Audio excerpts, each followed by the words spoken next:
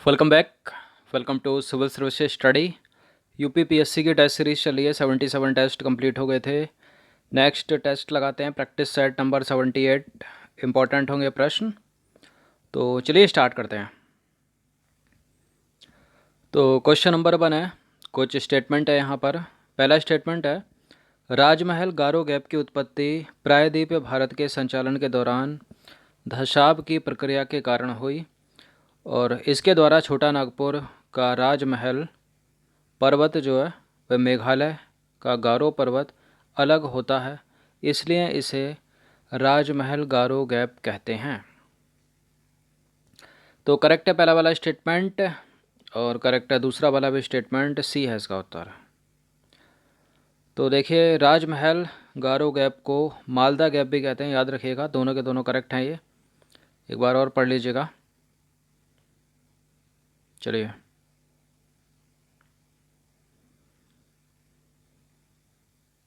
Question number 2 पर आ जाइए। देखिए, जिसकी एक्सप्लेनेशन नहीं है उसको 2 बार पढ़िए क्योंकि सीधा सीधा है, करेक्ट हो गया है। सतमाला, अजंता, बालाघाट, हरिश्चंद्र जैसी पहाड़ियों का विस्तार किस पठारी क्षेत्र में है? कर्नाटक का पठार, मेघालय का पठार, दक्कन ट्रैप या फिर आंध्र प्रदेश का पठार?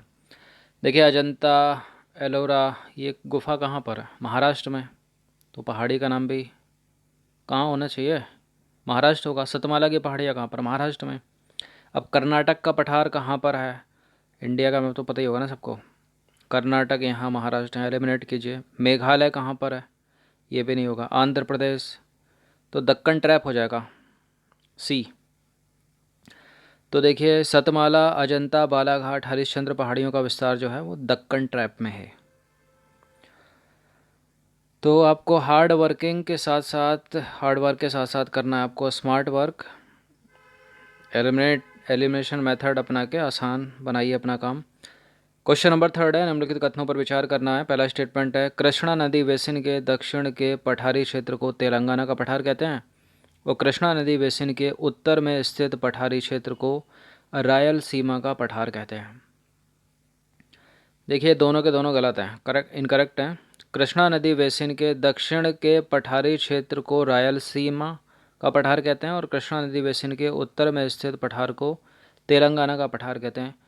इंटरचेंज करोगे तो करेक्ट होगा, वरना ये इनकरेक्ट है, डी है। तो देखिए, कृष्णा नदी बेसिन के दक्षिण के पठारी क्षेत्र को रायलसीमा का पठार कहते हैं, जबकि कृष्णा नदी बेसिन के उत्तर सीमा में स्थित पठारी क्षेत्र को तेलंगाना का पठार कहते हैं। ठीक है। क्वेश्चन नंबर 4 पर आ जाइए। बेलीकोंडा, पालकोंडा, नल्लामलाई पर्वतों का विस्तार निम्नलिखित में से किस पठार पर स्थित है?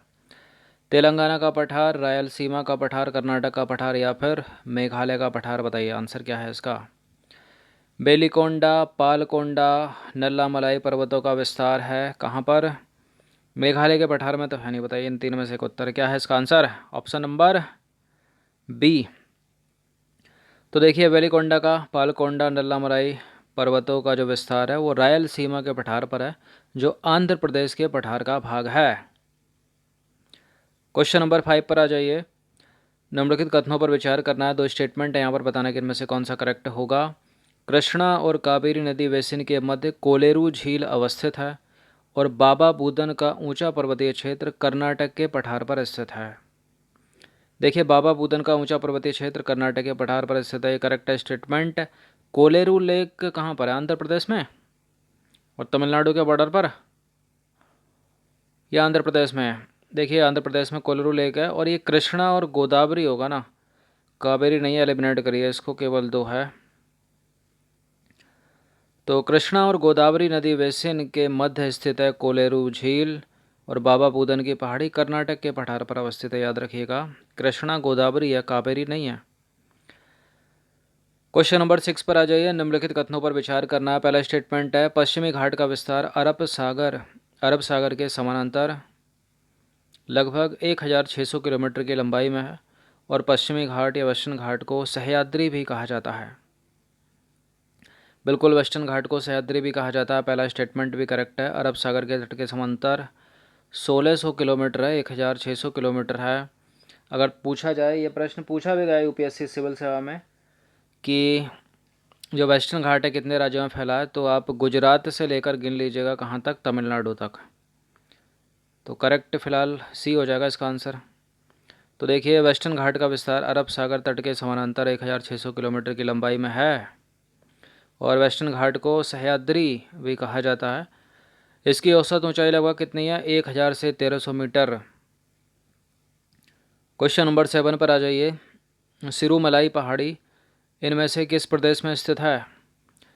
सिरुमलाई पहाड़ी केरल में नहीं है, तेलंगाना में नहीं है, आंध्र प्रदेश में नहीं है, ये कहाँ पर है? तमिलनाडु में, सिरुमलाई।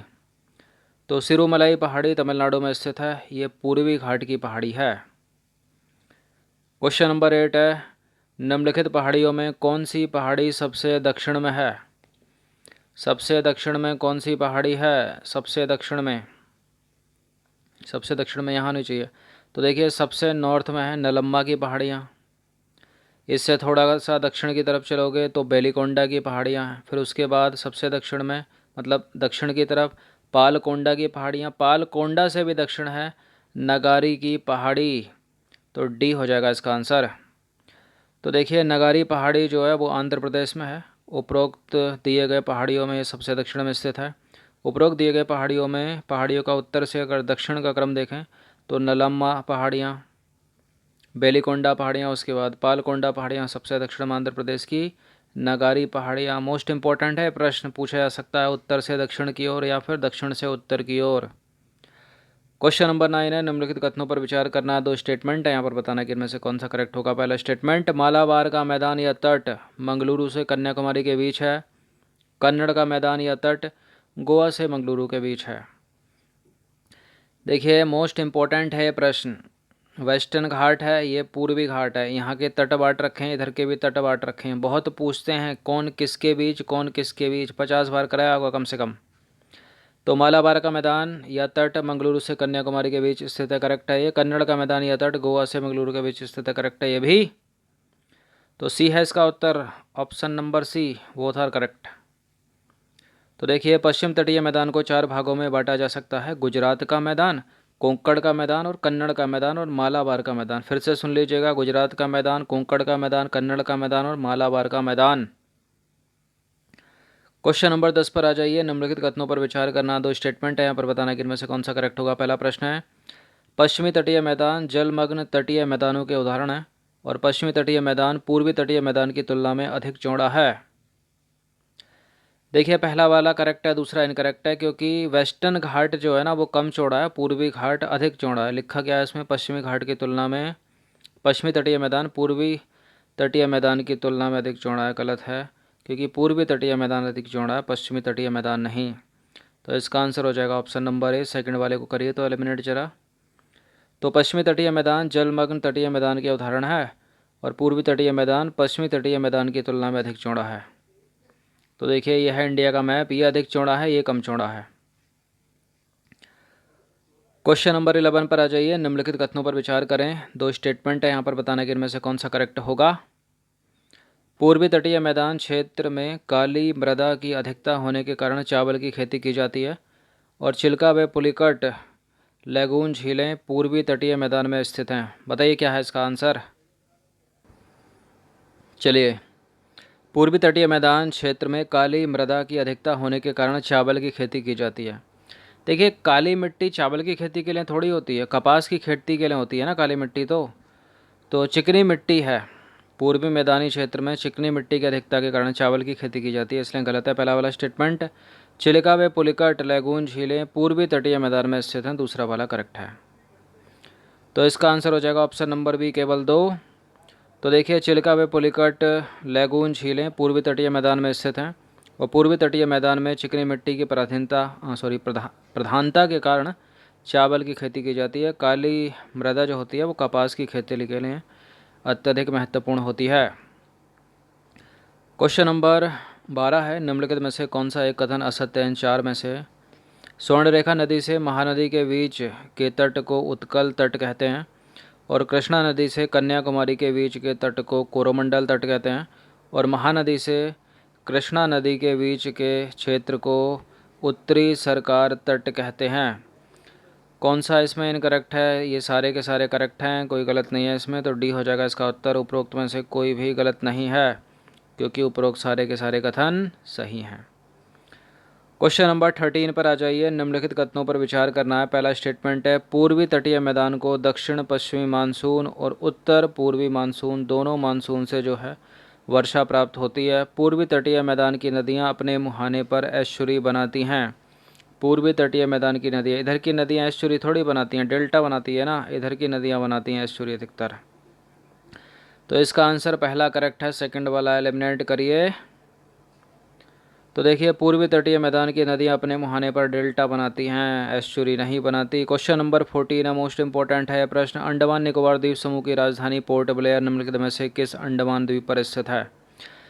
किस द्वीप पर स्थित है? इनको उत्तर से दक्षिण की ओर भी सजाने के लिए पूछ लिया जाता है। तो देखिए, ये स्थित है दक्षिणी अंडमान में। ऑप्शन नंबर ए है इसका उत्तर। एक प्रश्न इससे पूछ लिया जाएगा अलग से कि 4 अंडमानों में सबसे दक्षिण में कौन सा होगा। तो इसका मतलब ये नहीं है कि दक्षिण अंडमान, देखिए अंडमान आपने देखा होगा किस तरह से फैला, ये है। तो ये उत्तरी अंडमान है, ये मध्य अंडमान है, ये है दक्षिण अंडमान, यहाँ पर है पोर्ट ब्लेयर। उसके बाद ये लिटिल अंडमान है, मतलब छोटा अंडमान है, ये अलग से है। तो सबसे दक्षिण में जो होगा ना वो छोटा अंडमान होगा, अगर उस तरह से प्रश्न पूछा जाए तो। इसे करा चुके हैं पहले भी। तो देखिए, अंडमान एवं निकोबार द्वीप समूह की राजधानी पोर्ट ब्लेयर दक्षिणी अंडमान द्वीप पर स्थित है और इसी द्वीप पर प्रसिद्ध है सेलुलर जेल भी। इस द्वीप पर क्या है? सेल्यूलर जेल भी इसी द्वीप पर स्थित है। किस द्वीप पर? दक्षिणी अंडमान पर। ये एक मूवी में दिखाई है ना, कयामत मूवी में दिखाया है इसको किसी, लेकिन नाम कुछ और बोला है उन्होंने। क्वेश्चन नंबर 15 पर आ जाइए। निम्नलिखित कथनों पर विचार करना है। 2 स्टेटमेंट है यहाँ पर, बताना कि इनमें से कौन सा करेक्ट होगा। 6 डिग्री चैनल ग्रेट निकोबार को सुमात्रा से अलग करता है। ग्रेट निकोबार द्वीप भौगोलिक रूप से इंडोनेशिया के सुमात्रा द्वीप के सबसे निकट अवस्थित भारतीय क्षेत्र है। देखिए, 6 डिग्री चैनल जो है, 6 डिग्री चैनल ग्रेट निकोबार को सुमात्रा से अलग करता है। करेक्ट है पहला वाला स्टेटमेंट। ग्रेट निकोबार द्वीप भौगोलिक रूप से इंडोनेशिया के सुमात्रा द्वीप के निकट अवस्थित एक भारतीय क्षेत्र है। करेक्ट हैं दोनों के दोनों स्टेटमेंट। सी है इसका उत्तर। तो ज्योग्राफी के ये 15 प्रश्न थे इंपॉर्टेंट, अच्छे से इसका रिवीजन कर लीजिएगा 1 से 2 बार। धन्यवाद। इस पूरी की पूरी टेस्ट सीरीज़ की प्लेलिस्ट बना रखी है, वहाँ पर आप टेस्ट नंबर 1 से लेकर ये कौन से नंबर का था 78 तक पहुँच सकते हो। हर दिन प्रैक्टिस करते रहिए, हर दिन रिवीजन करते रहिए।